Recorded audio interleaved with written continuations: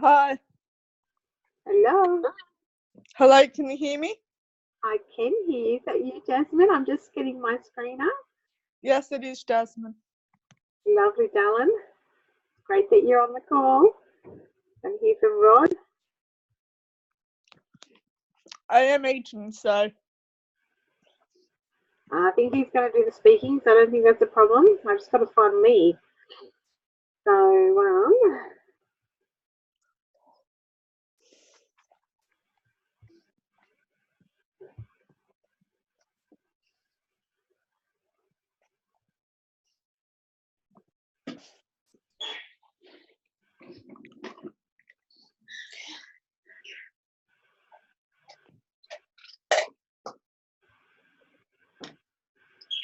yeah. Hello, everyone coming on.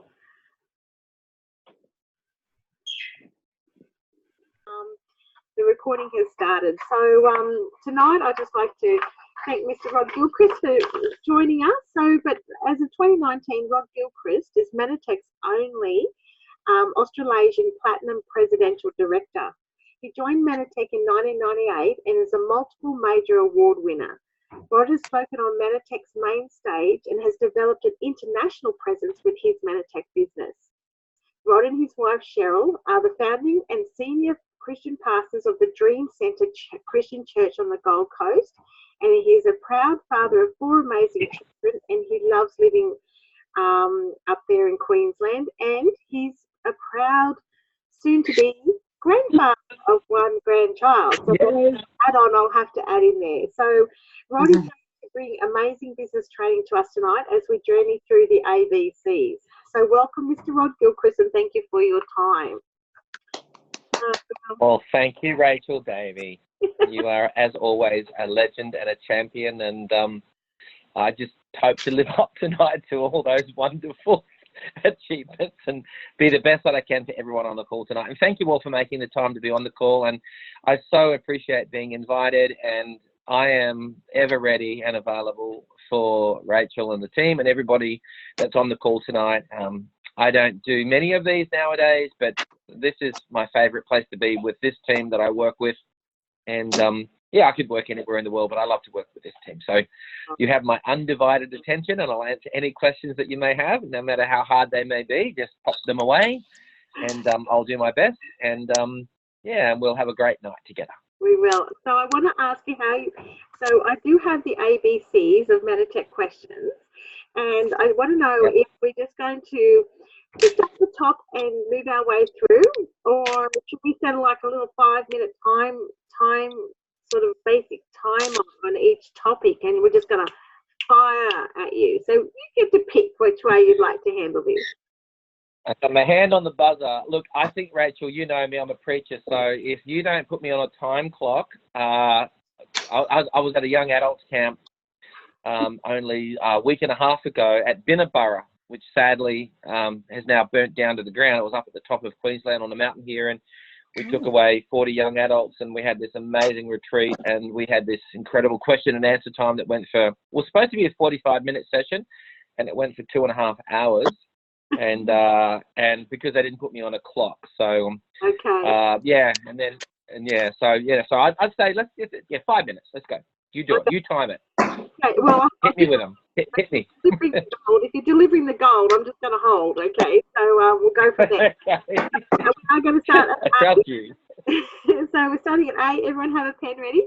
So and these might wrap around a little bit, but A stands for absent associates. So I want your 5-minute thoughts on associates that we have in our team that are not active. What's your thoughts in building our team into that space? Okay. Look, I have a business that has a lot of what we call white boxes. So these are people that have vacated a position, once believed, once took product maybe, or whatever they did. But yeah, they're no longer there.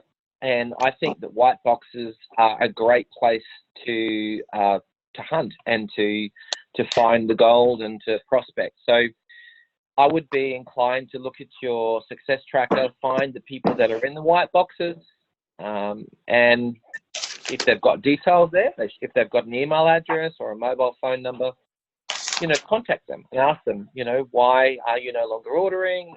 What can we do to help? Maybe they've just got into difficult times and they need some support, or maybe they're forgotten or whatever. So I think, white boxes are gold. I mean, we're always looking for new prospects, and we should be. But at the same time, let's not forget the people that were once with us that for some reason quit along the way or got discouraged or for whatever reason aren't fulfilling an order. So yeah, white boxes are important, and don't forget them, and of course we can track them. So my other thought on white boxes is business structure. Like, you might find somebody who is in a position of a white box in your team, and they're sitting on top of some volume. It may only be 200 or 300 points, it may be more than that, but they are nevertheless sitting on a little nest egg of potential success. So if the person that is in that position doesn't want to work that position, and if it's an inactive position and been vacated and hasn't been renewed, there's not been an order for 6 months, you can actually transfer somebody into that position. So you can recruit somebody new into your business, and you can then place them into a position where they actually do have some volume in their downline, which is an incentive, of course, for them to build. And you wouldn't give it to anybody. You'd give it to somebody who's committed and somebody who, possibly wants to, to go and do great things. So I would say use the white boxes in 2 ways. Number one is make sure that they're not going to use that space to be great. And number two, if you can find somebody, if there's volume in that box with volume down under it, to put them into that place. And I think that's good because it helps you as a leader have somebody else that you can mentor to help build the team underneath, but also help them to encourage them to go build a second leg and a third leg, of course. So that actually, increases your volume and everybody's a winner. So that's how I treat white boxes. Yay. Oh, that's great. All right, so now B is for business books, and we've just started a new financial year. And just give us five minutes on business books. Oh gosh, okay. I'm going to give you some books that I've been reading that I've read my whole life. You can probably see behind me if you zoom in closely. I have a very small office at the moment because my wife and I are living in a house that we're about to knock down.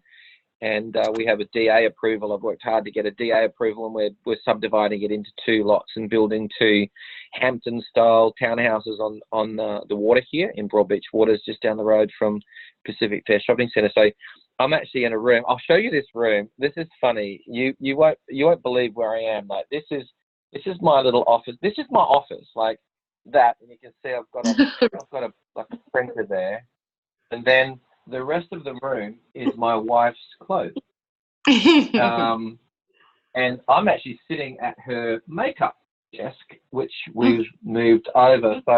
So my wife has 90% of the room, and I have this space here. And it's funny how I can actually build a global international business from this tiny little space, and I'm actually really happy. So anyway, back to the question. And what was the question again? Business book. Oh, of course. Yes, so you can see up there. I knew that. I have like lots of Bibles and concordances and things there because obviously, oops, sorry, my iPad just slipped off its little mount here. I'm fixing that. Give me a sec. Okay. Is that good? That's working. So, and that's my number 1 business book, everything. But I have in 2010, I read a book called The Blessed Life by Pastor Morris, and it was an amazing book, Richard Morris. And it was incredible. It changed my life. So I've been reading that again. He just brought out his 3rd edition. I believe that's a great business book. It really helps you structure your heart on giving. Sorry, Robert Morris. I said Richard. Robert Morris.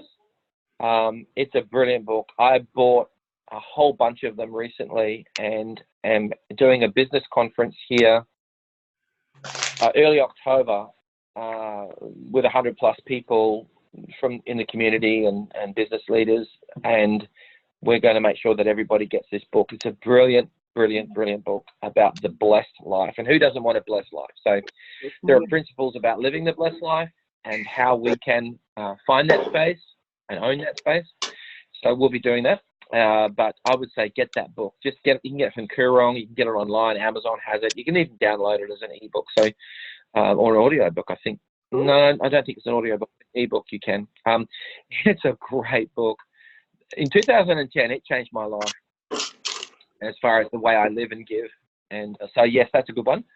Another great business book that I've been reading lately, and it's an old one that I read many, many years ago. And I remember when I first read this, I was like, this is actually like eating Ferrero Rocher chocolates. It's like, it wasn't really a book. It was almost like, you know, sometimes you go see a movie or you go to the theater and it's just happy and it's all that. And you come out and you go, oh my gosh, that was just really, really good. And not just the story and the plot and the way it was filmed, but, you know, maybe the music and the, you know, the musical score and all the elements that make up a movie. And this book, I would say, is probably like that. And I read it again because I mentor a bunch of young people, and I challenged them. I said, you need to read this book. And it's called The Richest Man in Babylon. Uh-huh. And it's great. It's written, I think, about 1920 or something like that. And it's actually like, it's a biblical book, but it's written from a completely different perspective. It's almost like it's a story, but it's a background story to success and finances and the wealth of how, I don't know, it's just a great book. And so I've challenged my team of young leaders, and there was about 30 plus there in the room, and I said, anyone who reads this book, the first person to read this book and write me a review, I'll give $100 to. So I think it was like, I think I left them at around, I don't know, maybe 2 o'clock in the afternoon or something. And I think it was about 9 o'clock that night. One young lady, she's 22, she's an incredible videographer, photographer, and evangelist. She does street evangelism every day. She's amazing. She sent me through a book review. So she won the $100. She said, that's the best book. So it's not a very, very thick book, but it's a great book. So Richest Man in Babylon, that's a great business book because it helps shape your financial future and how you should shape your success. I know you've done GoPro, and of course, I love Eric Worre's GoPro. It's like, to me, that's still probably one of my favorite, my favorite book in networking. So yeah, they're the two books I've been reading lately that have really helped shape how I think about life and everything in it. So I'd recommend them. Lovely, great. So that's B. So C, I just wrote commission reinvestment percentage. So, you know, do you have any wisdom around when you receive a commission check that there could be a percentage that you would actually, what would you do with different percentages, and would you reinvest into your business to build, like with marketing or something along those lines? Wow, Rachel, you do ask the good questions. Look, in the early days, when I started, I think I pretty much invested everything back because I knew that, you know, nothing can't produce nothing, and everything reproduces after its kind. So to me, it was about taking what I had. And I've always believed that if what you get does not meet your need, then use it as a seed. So when I was getting some early checks, I sewed them back in. So I used them to travel. I used them to invest into people and what it took to incentivize people. So I think you have to realize that, look, this is a long game. And as a long game, you could like take what you get and you could go, yes, this covers my product. And that's good that it should. And I probably think you should like keep enough of the funds that you earn from this business to cover your product. So you're sort of, you're sort of equaled out. I think that's very wise, so that you can at least say it's not costing me anything to stay well and be well and to change lives through M5M but I've actually got, myself organized. But I think we have to always be thinking about other people. So I would say in the early days of business, the temptation is, the first check comes in and it's above what you spent that month, and so you want to spend it on yourself, or you want to go, do something, whatever. I wouldn't do that in the early days. I would put that money aside to reinvest, and I did that. So, and of course, many of you may know or may not know, when we launched in Australia, I was, I was PDing in 4 months and platinum in 2 years. And I did that because, I traveled, like I put fuel in the car and I drove 5.5 hours to Bundaberg, to Hervey Bay. I went up to Toowoomba. I lost track of where I went. I went everywhere, man, as the song goes. And then in New Zealand, when New Zealand launched, I did over 100 trips to New Zealand. When Korea launched, I was there for 8 weeks. I took over 100 people with me, team members that I trained, and I invested $513,000 into Korea to launch my Korean business. So, I think that, not that everyone has to do that. I mean, that was just what I did because that was my dream. But I think you should take what money you have that's left over after you've equalized your product consumption into building and resources and people, incentivizing people. I mean, even buying extra product. And I love our loyalty program. I'm going off with my wife.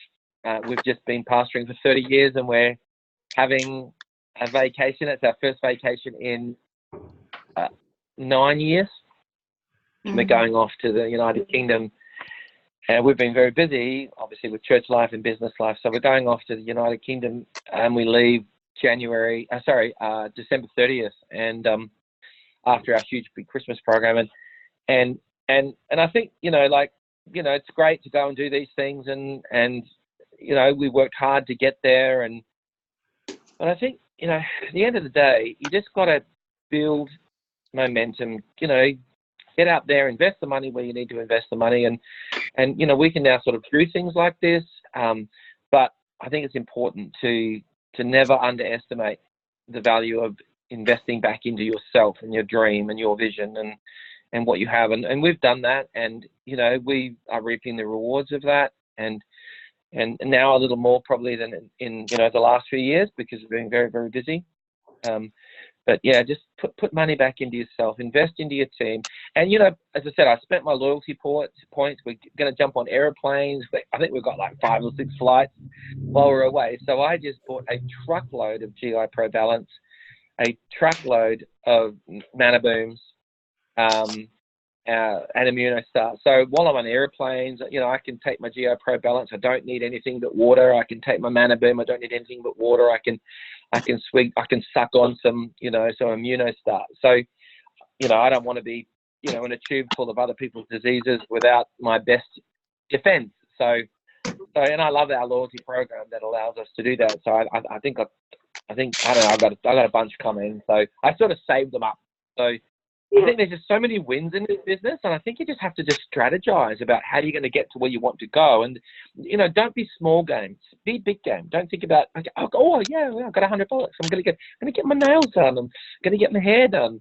I'm going to go and buy, something or whatever. I mean, yeah, by all means, do that, but don't use your Mannatech income. Use your Mannatech income to build your business, and then just keep, like rolling it, and building it and building it and building it. And if you invest into like products that you can give to people as seeds, I've done a lot of that. Oh my gosh, I would say probably one of the greatest strategies I've done in business is have enough product, to sow to people when they're in need, so they can try it and love it. And then they become lifelong customers and also associates. So you can't do that if you spend everything. I believe we need to have enough left over to help other people. So that would be my advice. Awesome, thank you.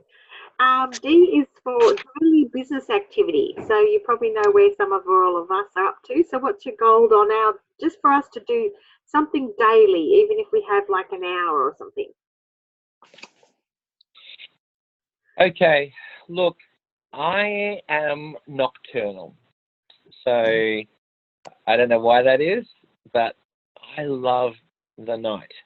And I work all day and I work hard, but I love the nights, and so I'm going to start with that. Like night time, you lie in bed, and your head is going to fill up with stuff. It's just going to just get stuff in it, and I choose to fill my head with dreams. I choose to fill my head with happy thoughts and things that, you know, that I can do, and how life looks moving forward.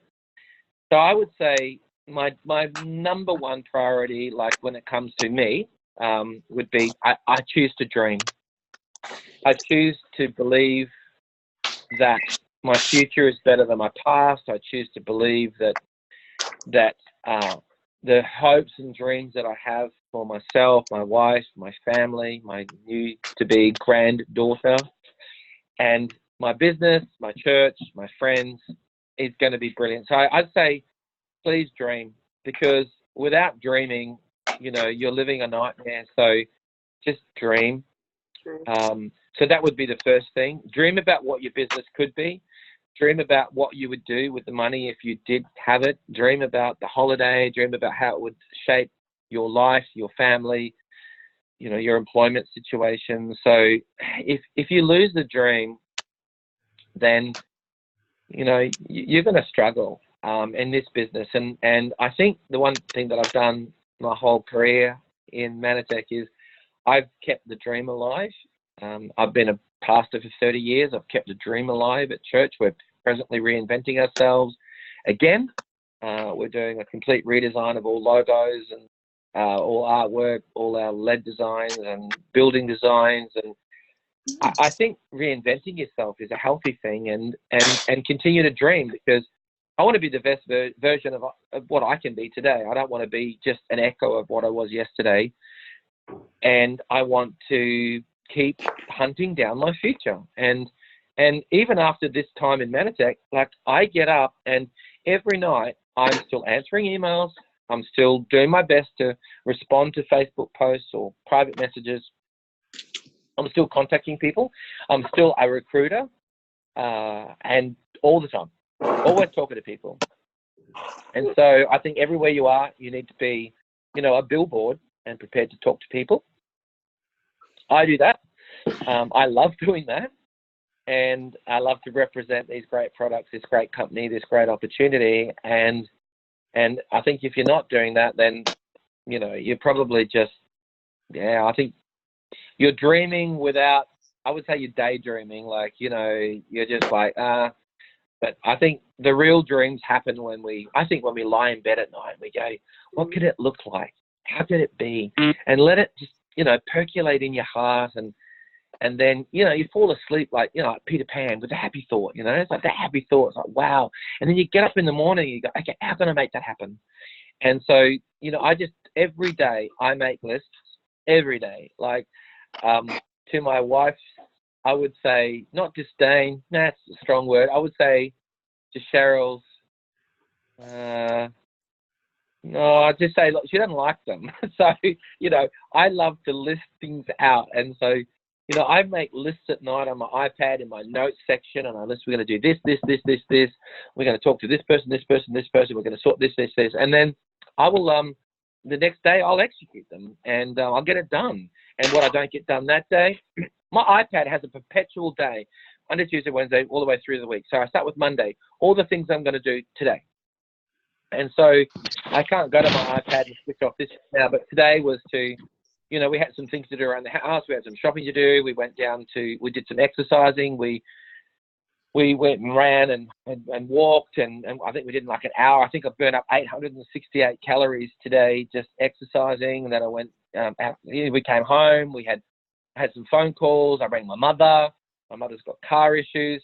I contacted 2 people in my business that needed help. I did like 4 or 5 texts to people that asked me for help in business.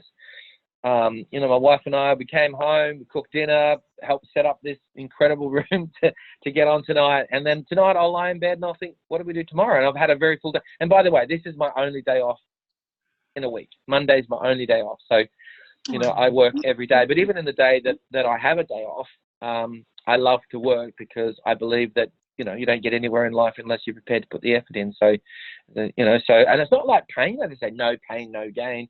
It's not pain for me. I don't see any of this as pain. I see it all as gain. I see it as like as fun, and I try to keep everything fun. I try to keep my whole life, you know, vibrant. And you know, when Cheryl and I were you know, smashing our way around Burley Hill today, which is like a really, really, really hard hill.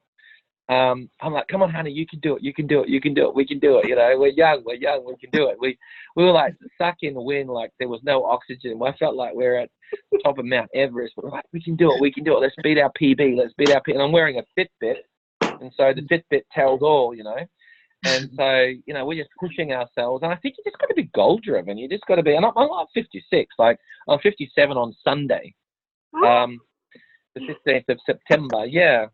But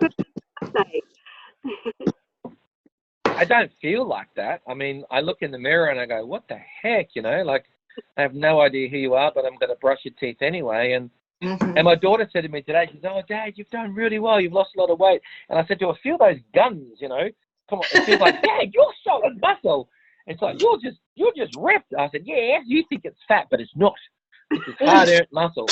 And even before church on Sunday, I went out the back. I've got a couple of weights. I'm like, Michelle said, what are you doing? I said, I'm just pumping up before I got to preach. I'm just getting them. I'm just blowing up my chest and my arms. She said, you're crazy. I said, I know, but for 33 years, you love me. You know you love me. I said, I do. So I just think I'm just a very driven person. And I think everything about your life should be strategic, planned, organized. You dream it in advance, and then when you wake up, you go get it done. Yeah. And then what you don't get done, what you don't get on Monday, you put on to Tuesday. So in my iPad, I then change it to Tuesday, and then I then take the things I didn't do on Monday, put it into Tuesday, delete the things I did on Monday, but then add the things I need to do Tuesday, and then go to Wednesday, go to Thursday, go to Friday, and that's just been my perpetual life for years. And then when I have a whole bunch of important things to do, I text them to my wife in the middle of the night. Again, this is probably where disdain creeps in. And then she wakes up in the morning. The first thing she sees is her phone, the alarm going off. I'm already awake, probably mostly. And she sees this long text of things that we're going to do today. She goes, really? And I go, yep. Just wanted you to know. This is what we're doing today. Oh, So, yeah. Lucky girl. Crazy, man. Crazy. But loving it. I always say to people, it's only my insanity that keeps me sane. And I just love living a life that's just not in a box.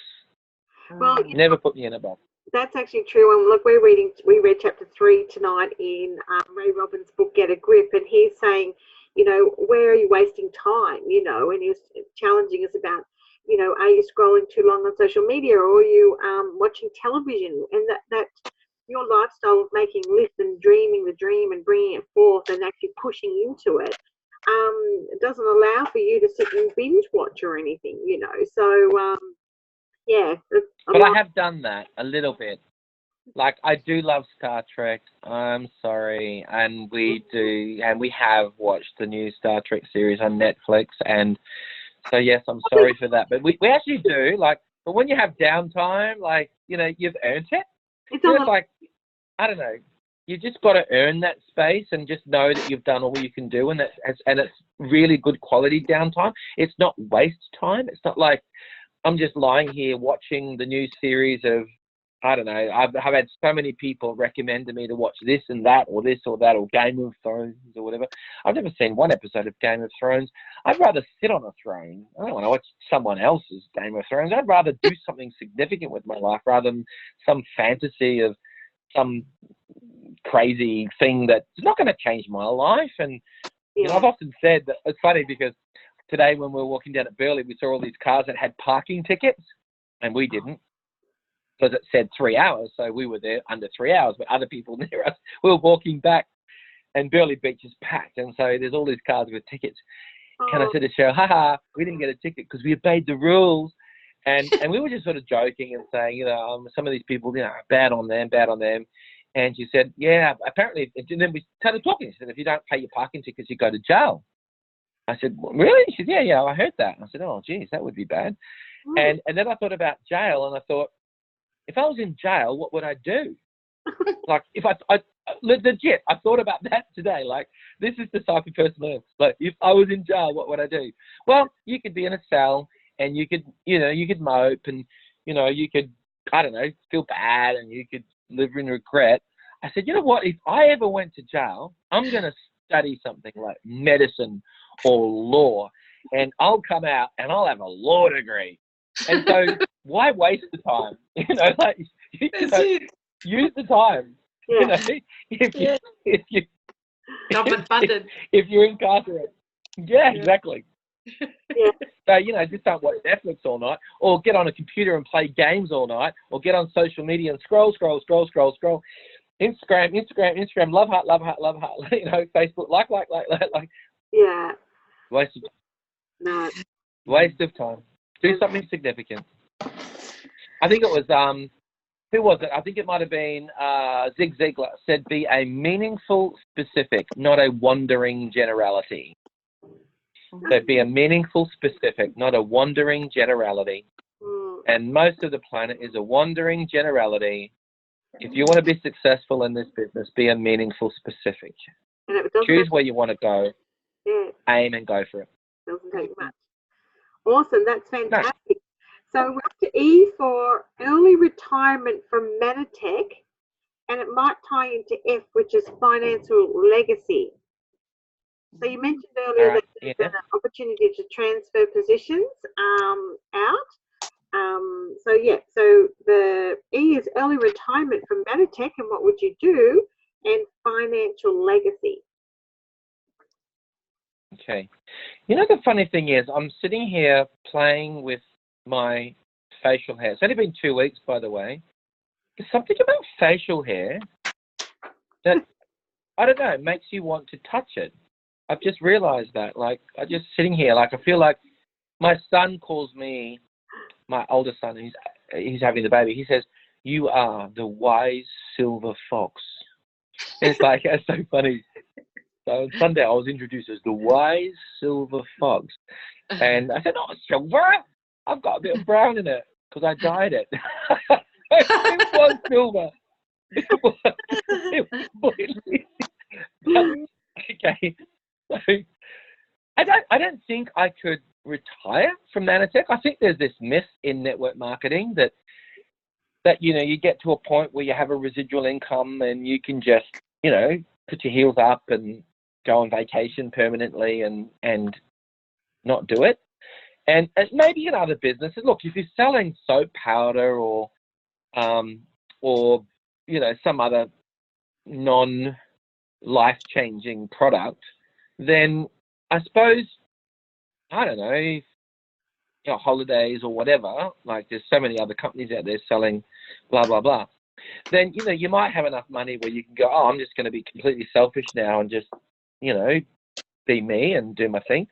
But I've never thought about retirement from Mannatech or sitting back because people are unwell and the world's not getting any better. So they need probably more than ever the products that we have. So I think for me, I'm passionate about that. So I will always speak into that space. It's irrelevant to money. That's passion. That's just belief and what the product has done for my life and the lives of thousands of people that I've witnessed. So I don't think I could ever stop that. As far as legacy goes, because this business is willable, you can leave it to your children. You can do what you like with it because it's your business. I think legacy is like two sides of a coin. I think legacy is what you leave forward to those that you love, and then legacy is also backward. It's what you've done in the lives of others that has changed their life and saved their life and helped their life. So I think it's sort of two sides of a sword. So for me, I'm excited that I can leave my business, Lord forbid that I would depart planet Earth for the next 50 years because I don't plan on going anywhere. But if I did, my 4 children would be well looked after. So I think this is a sort of business where you can build a legacy, you can build an income, a residual income that I think the further you go in this business, there is a little less maintenance or work that's required, and I think that's why we should always, rank up. We should always be, working hard to get to the next level, because the further you go, I wouldn't say the less effort it requires, just different effort. In the early stages, it's hands-on. You're in there, and I've done that. I think when you get further down the road, you learn to work where you need to work, and you've got things that are happening, and I think legacy is a great thing to have in mind. We all need to be able to leave a legacy for our children and our children's children, and this is a business that can do that like no other. Like, yes, you can buy a house and you can have a capital gain. Yes, you can buy a traditional business, but a traditional business requires. Look, if you've got a mechanic shop and you're going to leave it to your children, well, if you're not a mechanic, it's going to be really hard for you to run that mechanic shop unless you're paying people. This business doesn't require paying people. It requires just maintaining people's hearts and lives and health, and so it's unlike any other business. So I think you can truly leave a great legacy with this business. I'm planning to, but I'm not planning on leaving for 50 years. Good. Or more. And Yeah. so next question is just jumping straight back to a business question, that because it starts with G, so I had to find a G question. So GST. So there's a point where we have to pay our own GST. Can you give us a number on that? 10%. I think I'm just touching base there. Is it when you're earning like 60 or 70k, 75k or something, you have to do? Oh, number. Oh, okay. When it goes from sort of being like a hobby sort of business and into a full-time business, I'm not really sure of that number, but it's sort of up there a little bit. Like every check that I get, I'm sure maybe you all do, and it has a GST component attached to it. I'm not sure where that kicks in because it's been a while since I've had something like that. But my check every month comes with a GST component. So I have an arrangement with my accountant's very good accountant. Oh, by the way, get a very good accountant, because accountant can help you out. If you plan a long-term business, I would suggest you set up a family trust.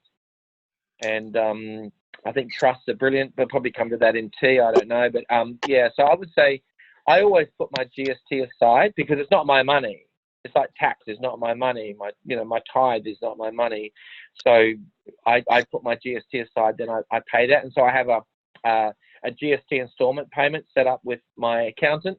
So every quarter it comes in for Cheryl and myself, and we pay them. So, yeah, every product that we sell attracts a GST component, and the company forwards that to us, and it's our responsibility to forward that to the government. Yeah. Okay, good. H stands for happy home. So just any words into the space of, spouse, if you're the associate and the spouse is on board or not on board, how would you keep your a happy home related to having a network marketing home-based business? Well, I think it's all about your attitude, and for me, I just choose to be happy. So I think, if you're a happy person, you'll have a happy home, and if you're a happy person, you'll have a happy marriage. And a lot of people say that I'm not happy. Well, in my life, I've had the privilege of speaking to in excess of 2 million people, and I've met people from all walks of life in all situations of life, and I've been in counselling situations for so many people in troubled places. But I just believe that everything in life is a choice. Like I choose to get up every day, no matter how I feel, no matter what happened yesterday or last week. I choose to get up every day and go, this is a new day, and I'm going to rejoice in this, and I'm going to make it happy. So, people don't do what's not fun for very long. And I think it's important for us to make life fun, make marriage fun, make business fun, make raising children fun.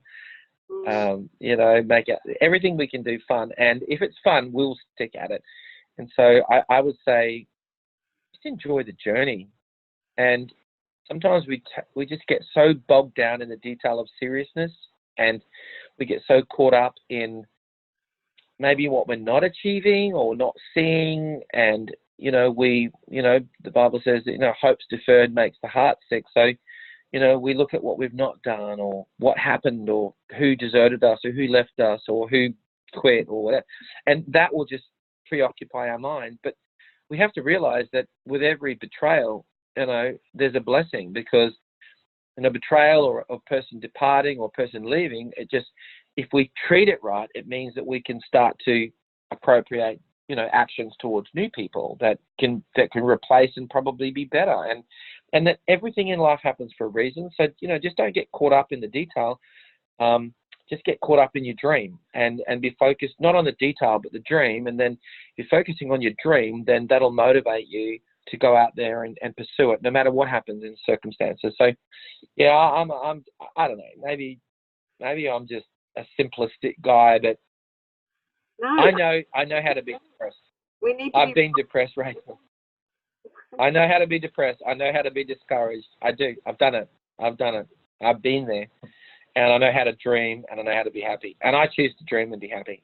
Yeah. And I make it a willful, conscious choice every day of my life. And sometimes, many times during the day, I have to refocus myself on that willful, conscious choice. And I do it, and I keep doing it, and I keep doing it, and I will continue to keep doing it, no matter what happens. Yeah. My glass house will not break. You can throw stones all you like, but my glass house is reinforced. I've got a force field on my glass house, so it's not going to break. That's great. Very good. Rod, I stands for Invested Associates Recognition. So you've got associates that are invested, they're running their businesses, running their legs, doing their thing. Do you consciously or actively do recognition for them, or can you speak into that space? Okay. Look, obviously in the early days I did a lot, but I found it difficult to keep track of everything. I think over the last few years, where I've decided to work exclusively with the team that you're in, Rachel, and all those that are with you and all those that are on the call, I work primarily, as you know, with, Gabby Stumbles and Brian and Julia Corridetti and their team. And I know that Pam and Irene and a few others are on the call tonight, and I appreciate the fact that and I also, by the way, Rachel, appreciate the fact that you've welcomed them into your group and family, and you don't have any obligation to do so, but I appreciate the fact that your generous heart does that, and you're supporting a team that doesn't directly benefit you at all, but you just have such a caring heart for helping people. So, to me, that's sort of super important. I think that's, going to be a great, I think, pillar of your success, and I thank you. But I think recognition's good. I think there's two things about recognition that I believe are important. One is recognizing the achievement, and I think that we should, if it pops up and we know about it, and it's on either we're watching Tracker or we see it happening, or or others are being recognized. I think it's important for us to comment on other people's recognition. If somebody's, maybe not in our team, but someone else has done well, and I know that most of you do that through, Mannatech blogs and Facebook pages and whatever, and you comment and say, well done, encouraging people. I think everybody does well when, they're encouraged. I've always said everyone wins when everyone wins. So I think if you can set up a win for somebody else, it'll set up a win for you. And we always reap what we sow. So if we're sowing into somebody else encouragement, we will reap encouragement. And it sets us up for success. So I think that's one side of encouragement and identifying and being excited about people's success. And then I think there's the other side of that, which I think is actually probably more important. And I think it's just recognizing the person. It's not about their achievement. It's about who they are. And so for my life, I've always lived by the rule that who people are to me is more important than what they do for me or what they bring to me. So I always come back to, who is this person? and how can I connect with this person? And I think sometimes just a phone call or a text of encouragement, just to say, I believe in you. You know, I'm thinking of you, praying for you. What can I do to help you? I'm here for you. Whatever it may be. I think that's probably more important that almost, you know, than Mannatech recognition, because it tells, you know, our team that we actually really do care about them. And I think I've done that the best that I can. I don't think I've been great at it, but I try to keep reminding myself of, you know, behind every recognition, behind every, you know, I suppose achievement is a person, and they have feelings just like me. I remember a good friend of mine, Cole Stringer, was preaching in church many years ago. He's amazing. He's written some incredible books, and he's a legend of Australia. And he's written about Australian Christian heritage and many other things. And he said that when he was in Darwin pastoring a church, I don't know whether it was a joke or not. This is how he preached it many years ago. He said he was in court with a guy in his church, and the judge asked him, this Aboriginal young man, you know, how do you plead? And he said, well, if you cut me here, I plead, or cut me here, I plead, you cut me here, I plead. He says, and so I thought that was quite funny. It was like he didn't understand the word, how do you plead? He thought he said, how do you bleed? And then the judge asked him, have you had any prior records? He goes, no, mate, I've got no prior records, but I got Slim Dusty records. So the whole point of that being that Cole was there, he was with this guy, he got out of jail, everything went fine. The guy didn't understand I think it was a joke, actually, to be honest. It sounds like a joke, right?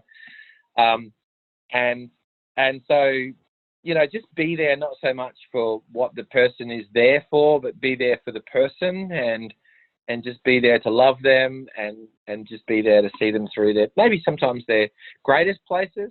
But I think sometimes in this business, we get to be there for people in their darkest places. And to me, that makes us, you know, I think awesome leaders. So that's the other side of the coin that I live for. I love people. So, you know, I'm there for them. I'm probably more there for them when they're broken and need me than when they're there and they don't need me. I know that sounds really strange, but I think I'm more of an ambulance. I'm more of a paramedic than I am, you know, a politician. Yeah. You know, I'd rather be a paramedic than a politician. I'd rather be there to help you through your mess than just, you know, after the event go, you know, oh yeah, let's see if we can get some kudos out of this. Yeah. No. Yeah, that's my answer.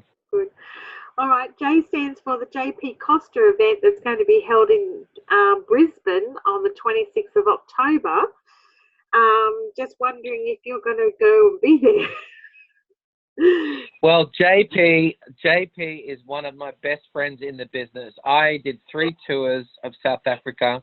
Wow. And, and spoke at Joburg, Cape Town. JP, his team were there. Amazing guy. He came out to Australia. He's been here a few times. And the answer to that is, you know what? I think yes. I love JP. JP is one of the most legit guys I've ever met. Like, he's the real deal. And he's, I don't know, he's just like, he brings it back to reality. And he's not up there just teaching about, you know, how it could be done. He's done it. And he also brings the smackdown, you know, in a South Afrikaans way, as the Afrikaans can only do, on how we can do it. So it'll be gentle, loving smack up the side of the face, but his what he tells you will be so practical and so down to earth that, you know, you'd almost have to be, brain dead not to get what he's talking about and then not do it. He's brilliant.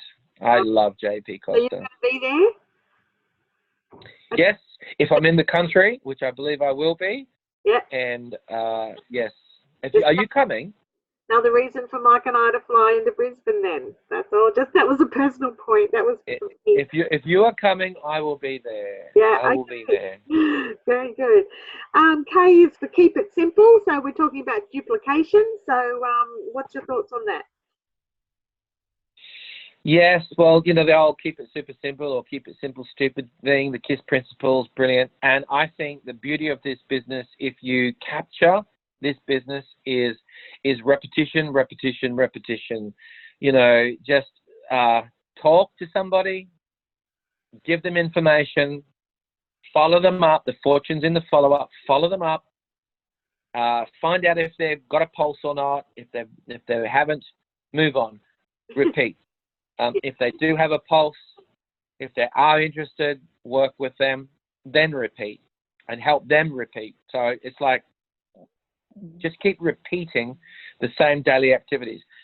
But if you're not doing anything, then you can't expect anything.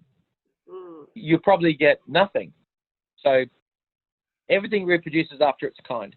So nothing reproduces nothing, and something reproduces something. So if you're not doing anything, then don't expect to get anything. Repetition, repetition, repetition. Yeah. Very good. Talk. L. Follow up. I've got L and I wrote legs in step. So what I was just touching on there, which you've already touched on as well, is that when you're a newbie, you don't know that cross-leg training or cross-leg connecting is something that's not done, you know. And so for me, and as a nurse and the heart for prevention, that if anything that I happen to say to somebody that motivates them to go and sell another tub of amber toast that changes the health of our nation, I don't care who's listening to me. You know, I just think Totally. everybody can. So legs in step. What do you see the vision for Mannatech going forward, in that we do actually remove this cross-leg training thing from the platform with a rookie and Jenny Messenger? Well, there's a lot of, I suppose, not controversy, but opinions on cross-leg and working cross-line. I think you just sometimes have to, I'm going to do this, ready? Zoom out and realize that behind every product is a person, and behind every person is a story, and behind every story, it's either going to be good or bad. So I think we need to just focus on the fact that, you know, we're here to make a difference. And it's funny because I was talking to someone the other day about heaven, and it was a young person in church. They said, what if there isn't a heaven? What if all of this is just a fabrication? What if all of this isn't real? And we die and we find out that all of this was just wrong. And I said, well, I know that not to be true, but if that were the case, I said, I wouldn't regret one thing in my life. No. I wouldn't regret anything. I've lived a good life. I've been a good husband, good father, good to people. Good life. I've helped people through life. I've lived a good life. And there are people out there right now living lives that are filled with, you know, other things. And they're pursuing other things. And I wouldn't change my life for anything. And if there was no afterlife, I wouldn't change anything anyway. And so I just think you just got to be there for people. I love the fact that Mannatech is becoming more connected and doing events that are more connected. And I think our social media presence is more connected.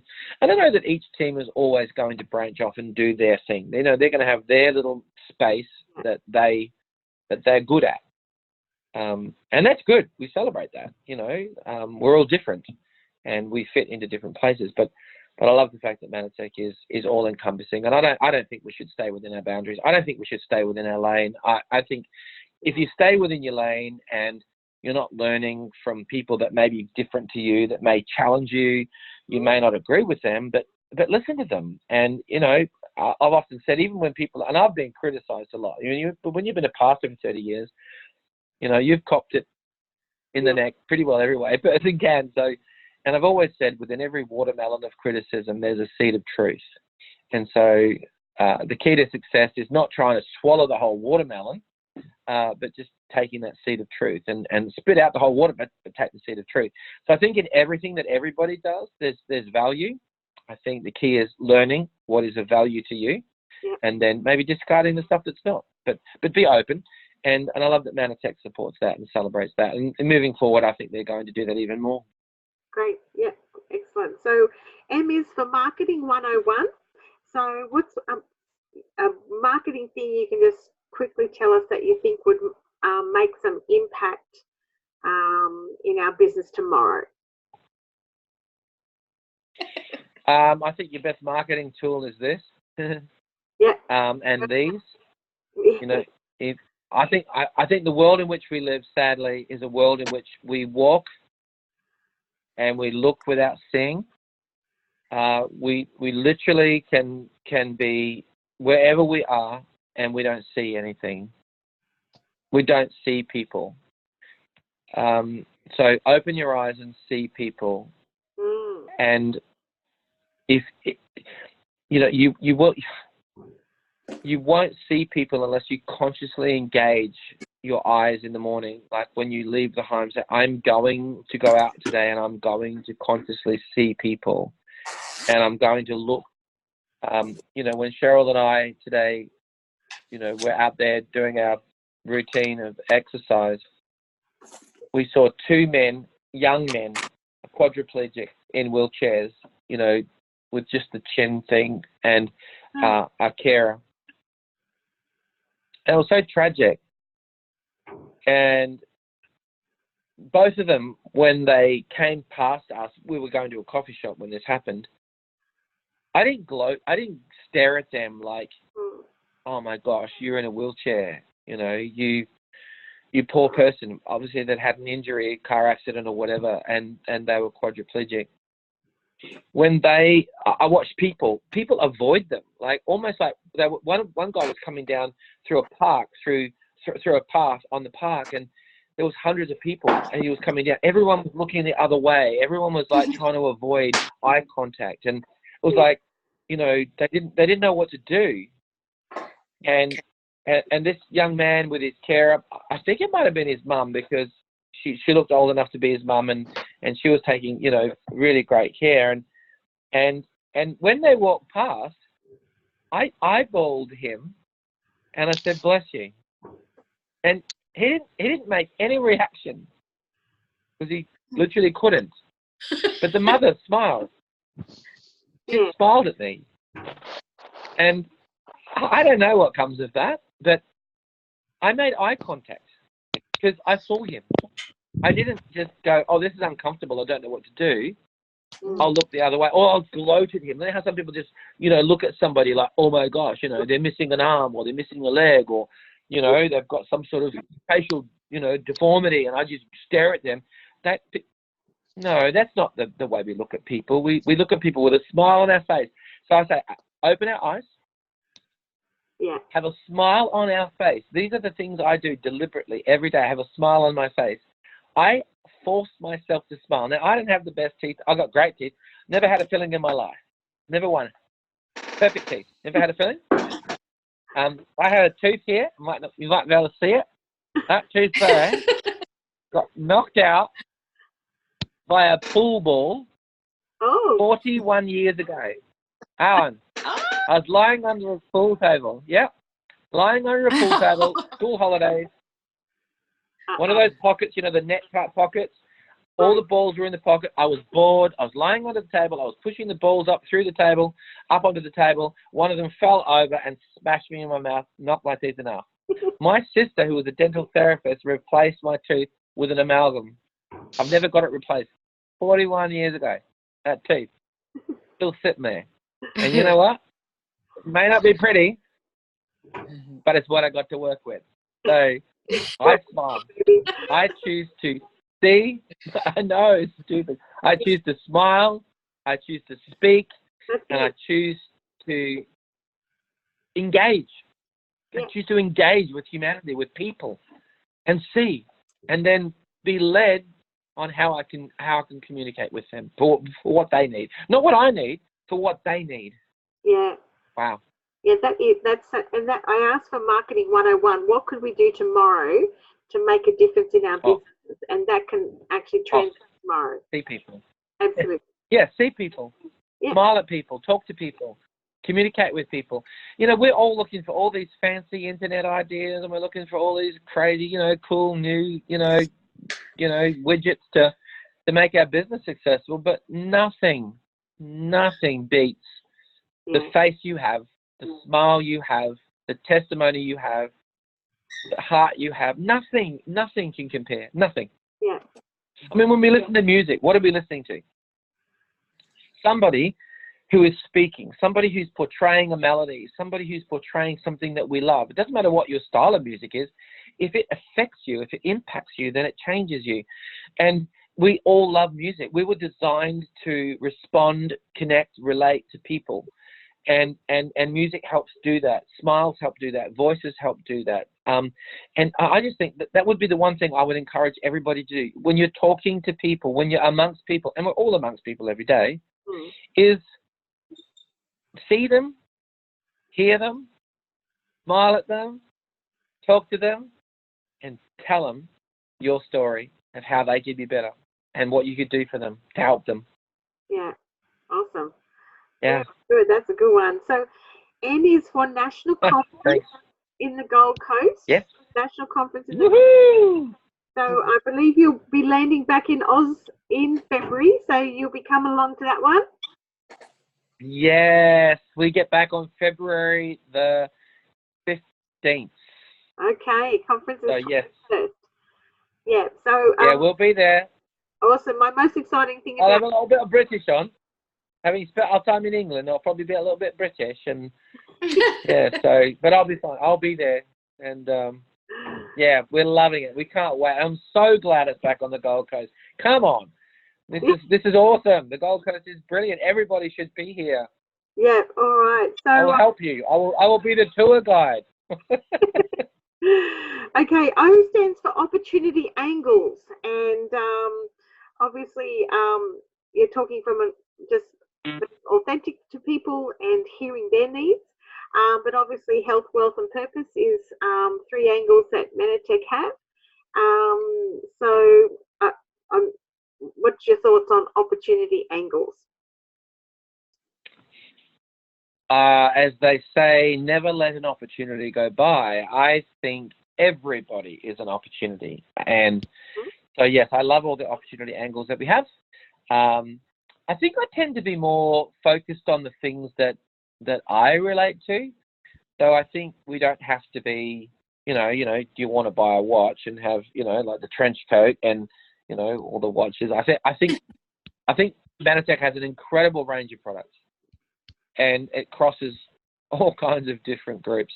But I think just focus on your strengths. Focus on what I suppose if you focus on if what pushes your button, if you're passionate about what pushes your button in our whole arsenal of incredible things, whether it be M5M, whether it be money and finances and dreaming and breakthrough, whether it be health and whether it be nutrition, whether it be sports and performance, or whether it be children products, or whatever, skincare. There's so many different areas. I think what we should do is just be honest with ourselves and be this is my world. This is the space that I occupy, and I have a story about this space, and I think that we should, if we own our story, we will then attract people, and when we talk to people, we will find people that own our story. So and you can then help them be part of your story. And so I wouldn't, like, I'm not a skincare guy, obviously. My wife is a skincare girl, but I'm not a skincare guy. I mean, that's not me. I think we've got great skincare, but it's not me. So I don't even try to go into that market. I will, maybe every now and then by accident, but not on purpose. And I love our Ambrito story. I love all our Ambrotose related products, whether it be Mannaboom, Ambrotose, Mannapol. And so I go for that, and I love our vitamin mineral story. So, that's why we created University 138. I love, the fact that we have Nutriferous Catalyst and now Mannabears. Yay, Mannabears are back. So I sort of hunt down those areas because I feel like that's a space that I own, and I feel like I'm talking to it. So I think just don't try to be so broad that you're not winning at anything. Pick your market and zoom in on that. I've got people in my business that totally money. It's all about money, freedom, time freedom, and living the dream. Oh, go for it. Find business people do that. If you're all about health and passion, go for it. If you're M5M, it's all about the kids. Go for it. I think you can hybridize some of these things as well. They're not individual sectors, so I think you can hybridize them. But I would just own the space that's passionate to you, and then do it every day. Just don't say, "Oh, I own this, I love this, I want this," and then not do it. Just go after it. So, Awesome. So that was opportunity angles. Now, I'm putting P for party plans, and the reason I did that is this week, two amazing associates in my team held Women's Health Week events. So we actually I saw that. Yeah. I saw it, and congratulations. Yes, I did. Saw the photos. It looked great. Well done. I know, and so Love parties. Rebecca was there, and we had a great night. And Toya, she was listening earlier, but and we all sort of thought we've got to do this again, So other network marketing companies or direct selling companies do have that party plan with host rewards and things like that. And so, what's your thought of putting your mindset on your business like it's a bit of a party gathering, party plan thing? Okay, Rachel, look, I have done every kind of party conceivable. No, hang on. Let me just qualify that. Every kind of moral party that is conceivable. And I think they all have worked to various degrees. But I think the best kind of party is where you get a group of people together that have a mutual interest around something. So, again, I come back to your previous question. So, if you find people that are interested in M5M, then get them together and talk about that. Show the videos, just talk about the kids and talk about that opportunity. If it's about money, then get them together and talk about the money. If it's about, one particular product range, then get them together. If it's about true planation, then do that. So I don't think we should, just, and you can do all of those. Like you can do different parties for different groups of people. I just think people are people, and we're all different, and we all have different hot spots and little buttons that. That didn't work well. My finger's too fat. We all have different hot spots. So find people's hot spots.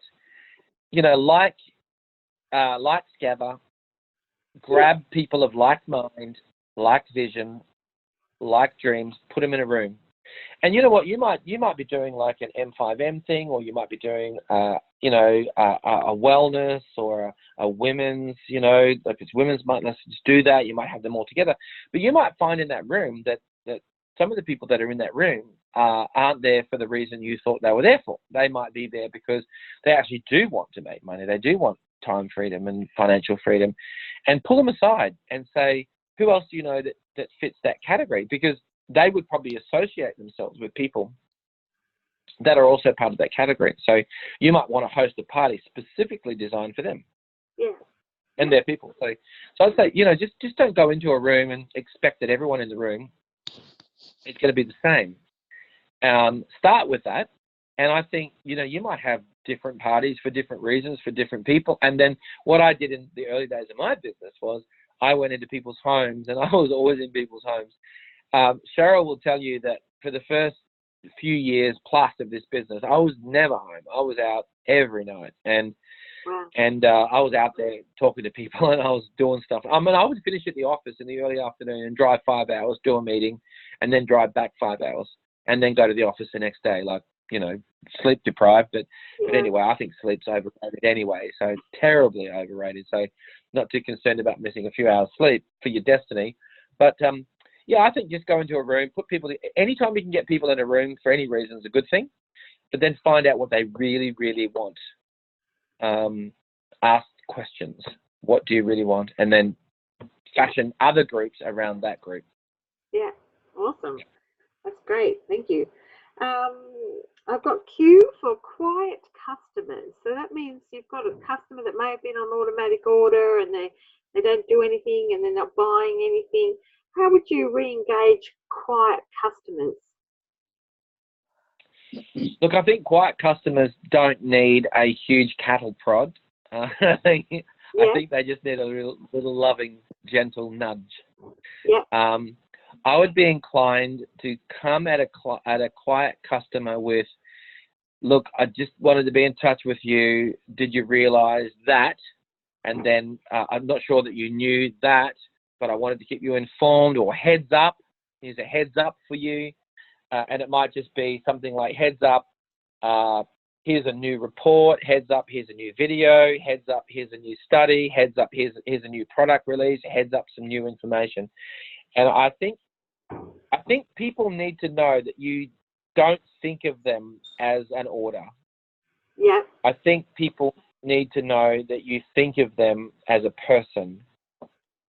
And so you're imparting information to them as a person that will help them in their journey. And something like, you know, I've thought about you.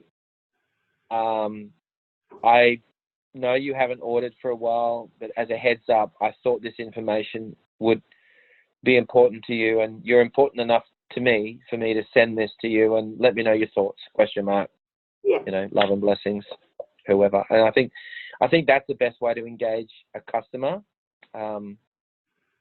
I think we've all been sold stuff so much, and you can't be seen as the salesperson. You have to be seen as the caring person, and you are. So, you know, because you want the best for them. So I'd take that angle when it comes to to customers that are not ordering anymore. Yeah, brilliant. Thank you.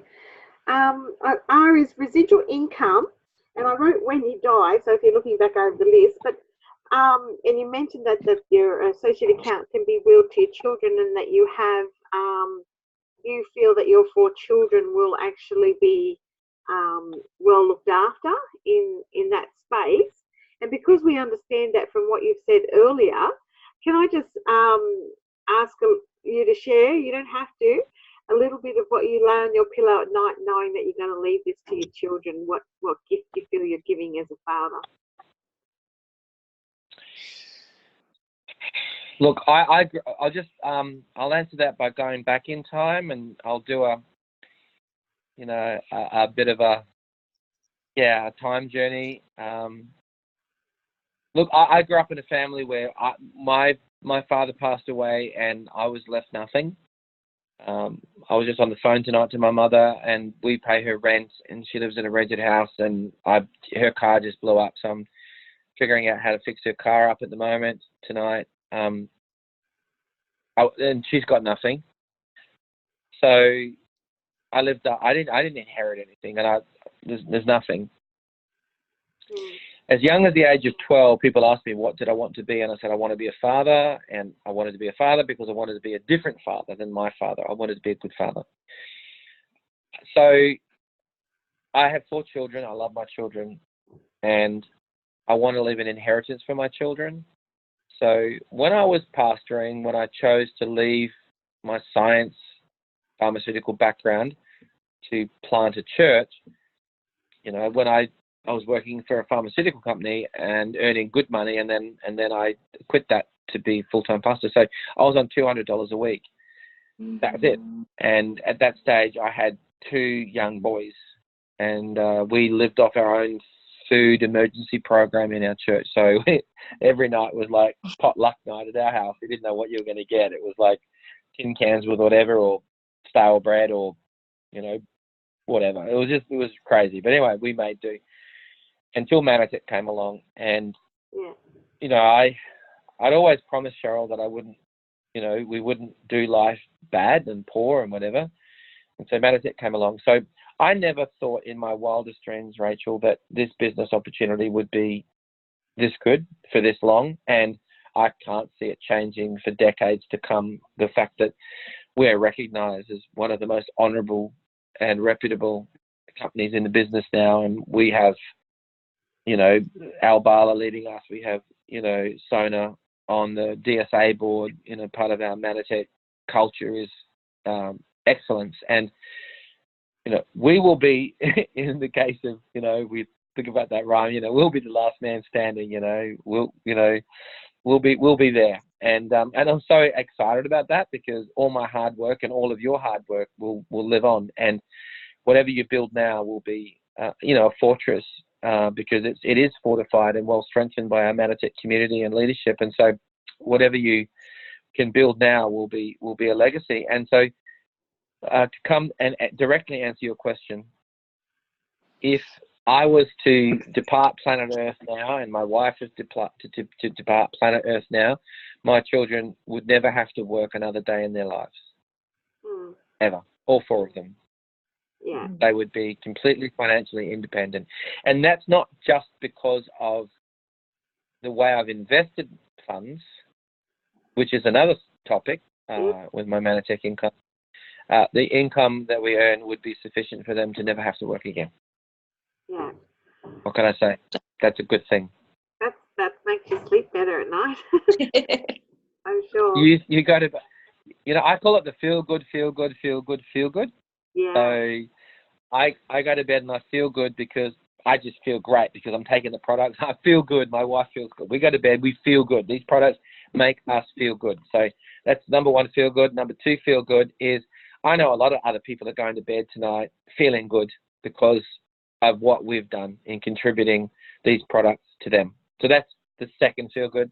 The third feel good is I feel good because I'm leaving a residual income. And these aren't in priority, by the way, but I'm leaving a residual income to my children and my children's children, and all of my efforts will live on as a legacy, an inheritable legacy to my children and children's children and beyond. And then I feel so good that not only are my children blessed, but other people's children are blessed through the M5M Foundation. And so you go to bed at night, you're literally pinching yourself going, how good is this? Like, everyone wins. And I love the fact that in Mannatech, everybody can win, everybody will win. And we just need to keep consistent at what we do and get out there and talk to people. And you can build a legacy. I've got people in my business that are at a place where if something were to happen to them, that they would have a legacy.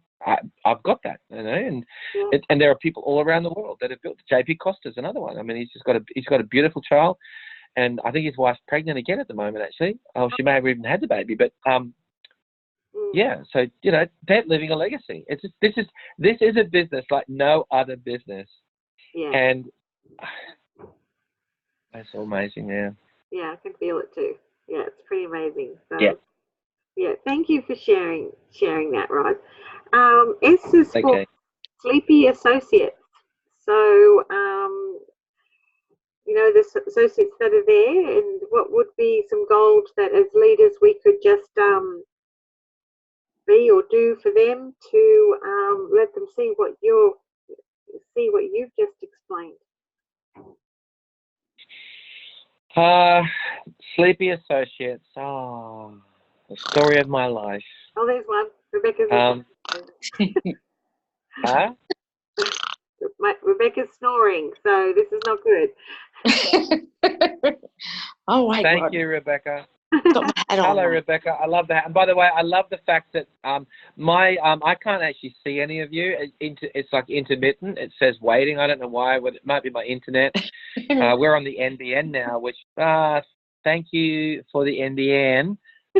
We were better when we were on NBN, but anyway, that's a story of everybody probably. So all I see is a black screen in front of me with a little spiral saying waiting, and every now and then I see lovely Rachel's face and so Rebecca in the background. But I saw before you had some Mannatech products on your bookshelf, and I'm not sure, you may be the last person on the call tonight. I'm not sure how many are on the call still remaining as I prattle on at length. But thank you for hanging in there with me. I do appreciate it. Thanks, everyone. We're doing great. We're nearly there. Yeah. We are. We're there. It's a good thing there's only 26 letters in the alphabet, right? No, 126. Otherwise, we would be all snoring. Yeah. So what were you asking again, Rachel? I'm just asking Sleepy Associates, Sleepy, bucket of cold water. Just pour it on them. Wake them up. Look, I think sometimes Sleepy Associates just need a serious wake-up call. I don't even think that they probably went to sleep because they consciously went to sleep. I just think they just forgot to stay awake. So, yeah. I struggle to fall asleep. I don't even know when I fall asleep. I have to work hard at it.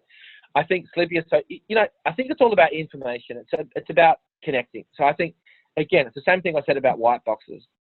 They probably don't even remember. And I think sometimes we need to remind people of what they forgot. They knew it, but they forgot it. So remind them, they'll remember it. And once they remember it, then they'll jump back in. So I would say transmit information. Yep. Put a call to action. Give them a challenge. Get them going. Yep. And look, T was for trust. You did predict that earlier, so we have touched on that. So we'll go on to U, which is understanding our part, which is, I've just put M5M,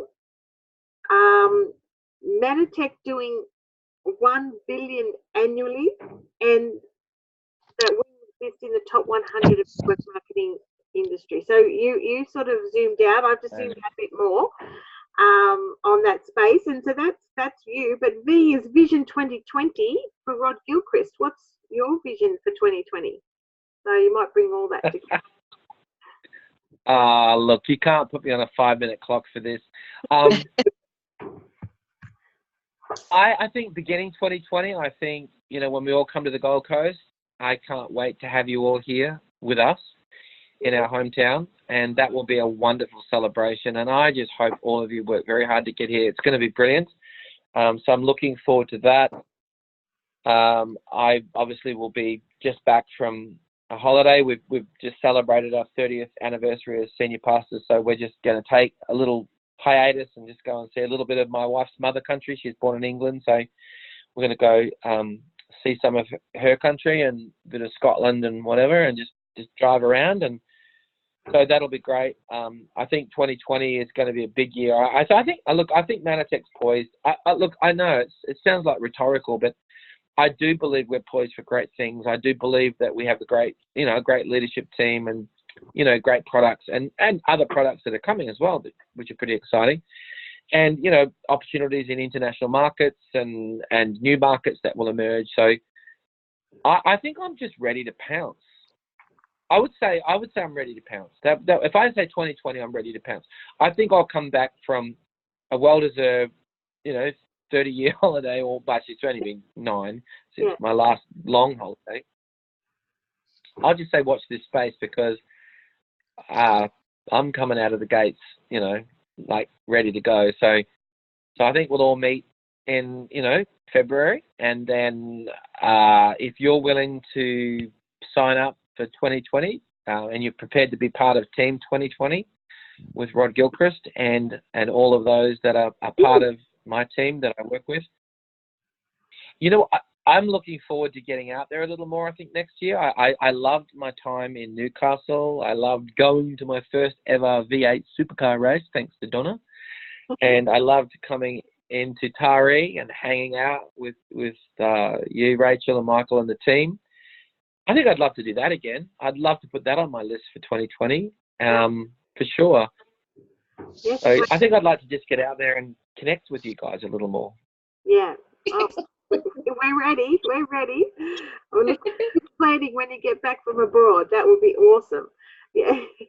So, and we'll just run the last few together, sort of yearly awards and zeal for Mannatech.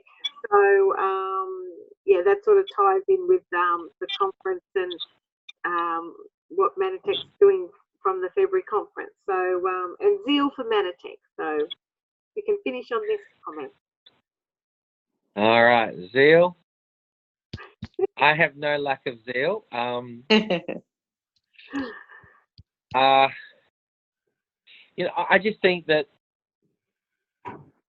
everything you do in life comes back to choices. And, there are days that I literally don't want to get out of bed. I'll be honest. There are days that I actually do feel discouraged. That's true. But I once heard, you've heard me tell the story of the great psychologist that said there were 3 things we all need to be successful in life. And if we have this, we'll never be depressed, we'll never be discouraged, we'll never have mental illness. And he said, we all need someone to love. I think we all have that. We all need something to do. I think we have that with Mannatech, and we need something to look forward to. I think we have that with Mannatech. So I keep those as my guarding, my 3 guardian angels in my life. I've got a lovely wife, a lovely family, and I love them. And even if we don't have, if you're single or, we've always got someone that we can love. And we've got plenty to do. There's no shortage of people out there that need our products, and something to look forward to, which is the dreams that we dream at night. When you go to bed tonight, dream about what it will look like in your future and project yourself. It's like the movie Back to the Future, they went back in time, they went forward in time, and it was one of my favorite movies of all time. We don't need a flux capacitor and Dr. Emmett Brown to help us travel in time. We can travel in time in our imagination. And so for me, the zeal of today is inspired by, to me, what I think will be real tomorrow. So I focus on tomorrow. And people have often said to me, they've used this term, and I've always rebutted them on it. They've said, Rod, you're a very driven man. And I go, no, not at all. And they say, but no, you're very driven. You couldn't have done what you've done without being driven. I said, no. I'm not a driven man. I'm a drawn man. And they go, what? Like, I have no idea. Pause, explain. I think driven people are people that are motivated extrinsically, like they're motivated externally, like extrinsically, it's from outside. So they're driven. I've got to achieve because I've got to prove. I've got to prove my dad wrong, my mum wrong, my family wrong, my business partners, my spouse, the people I went to school with. I've got to be driven. I've got to get there, go there. I've got to prove everybody that I can do this. That's a driven person. And a driven person literally is an out of control person. And sooner or later, they're going to drive into a tree or a river, or, they're just going to drive off the road, or they're going to break down on the side of the road. I'm not a driven man. I'm a drawn man. Let me explain that. What I do is I choose to have the hope of an earnest expectation of a positive outcome. So I choose to find a future that I want to live in, hence my dream. And then once that becomes a reality to me, for me, it was PD, and then it was bronze, silver, gold, platinum. It was a position. Once I find that place, that position, that place in my heart where I know that's where I want to be and I want to go, then the more that you meditate on that, the more that you dream about that, the more you think about that, then what happens is that becomes, let's use this here, that becomes a strong reality over here, right? Mm-hmm. And so you're over, I'm just trying to keep that there. You're over here. Yeah. And so a driven person is someone that is just all about themselves and just hunting, always going, and they're going to break down. A person who is drawn to have a vision, and it's stable, it's constant, it's there. It's like, there it is, right? Yeah. So that's my preferential future.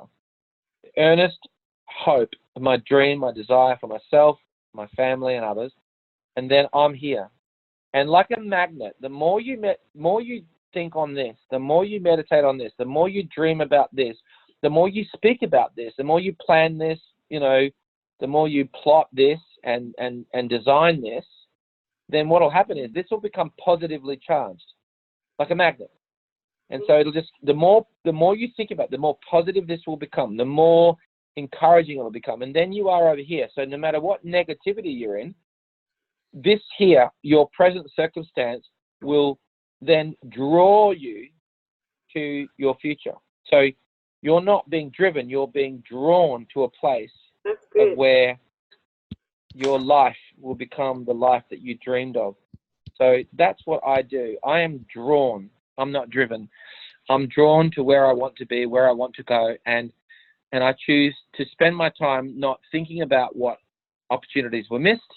I'm not I'm not thinking about spilt milk. I'm not thinking about those that have left, those that have gone, those that didn't believe, those that have done whatever. I'm not moved by that. I'm moved about what my future looks like, and then I'm drawn to do it. And then when I'm drawn to do it, then I'm then committed to the journey. So I will then do whatever it takes to get there. So Z, zeal would be make sure you have a very clearly defined future.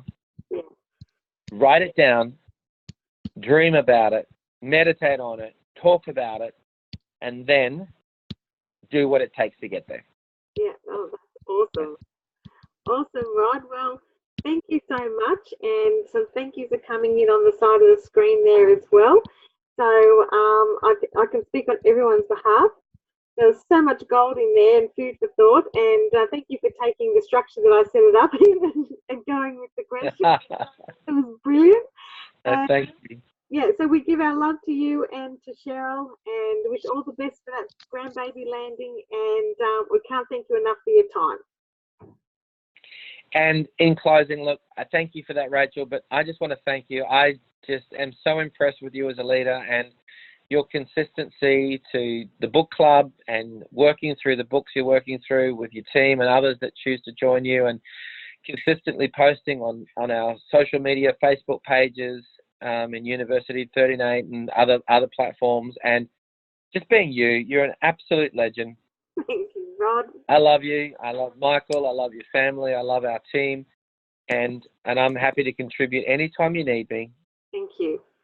And please, anybody that needs anything, I think sometimes it goes quiet on social media and, our Facebook group.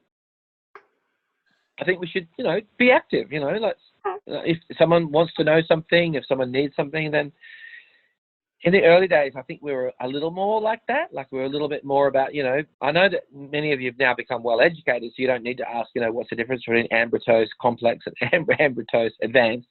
But, just be there for each other and communicate. I think communication is the key to success, and I want to encourage everybody to use the facilities that we've got in place to do that. So, but Rachel, you are an absolute champion, and I celebrate everything you're doing. You're a blessing.